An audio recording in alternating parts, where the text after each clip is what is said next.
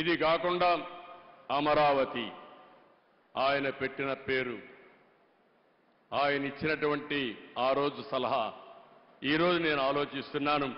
అమరావతిలో రామోజీ విజ్ఞాన్ కేంద్రంగా పెట్టి ఢిల్లీలో విజ్ఞాన్ భవన్ ఏ విధంగా అయితే ఉందో కాన్ఫరెన్సెస్ కానీ రీసెర్చ్ కానీ ప్రభుత్వం చేసే కార్యక్రమాలన్నీ అక్కడ చేసే విధంగా తప్పకుండా తగిన రీతిన ఒక మంచి కేంద్రం తయారు చేసి దానికి రామోజీరావు గారి పేరు నామకరణం చేస్తామని చెప్పి కూడా మీ అందరికీ విజ్ఞప్తి చేస్తున్నా.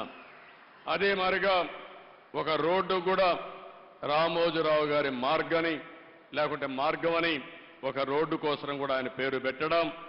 అదే మాదిరిగా విశాఖపట్నంలో ఆయన యొక్క జీవితాన్ని ప్రారంభించింది, మొట్టమొదటిసారిగా పేపర్ పెట్టింది.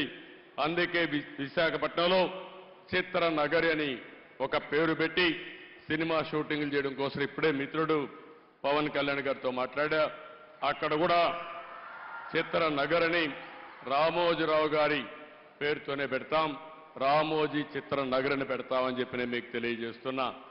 ఇవి కొన్ని సూచనలు మాత్రం మీకు ఇస్తున్నా. ఆ మహనీయుడికి మనం నివాళులర్పించాలంటే ఆయన స్ఫూర్తిని భావితరాలకు అందించడమే.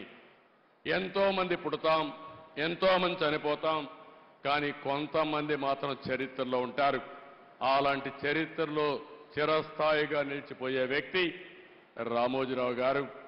అలాంటి వ్యక్తి సంస్కరణ సభ చేయడం నా అదృష్టంగా నేను భావిస్తున్నాను.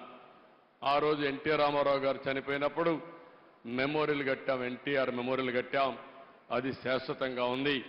ఈరోజు రామోజీరావు గారికి కూడా అలాంటి గుర్తింపు ఇవ్వాల్సిన బాధ్యత మన మీద ఉంది. మీరు కూడా సజెషన్స్ ఇవ్వండి. తొందరలోనే వారి కుటుంబ సభ్యులతో కూడా మాట్లాడి ఆయనకు తగిన విధంగా గుర్తింపు ఉండే విధంగా, ప్రజలు గుర్తుండే విధంగా చేస్తారని చెప్పి తెలియజేసుకుంటూ